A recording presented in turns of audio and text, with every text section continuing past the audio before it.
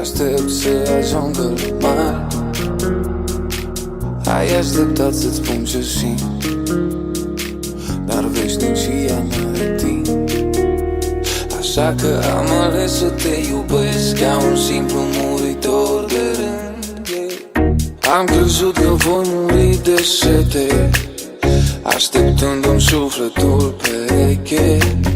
Dar noi n-am promis că ne vom revedea de mult, înainte să ne fi născut.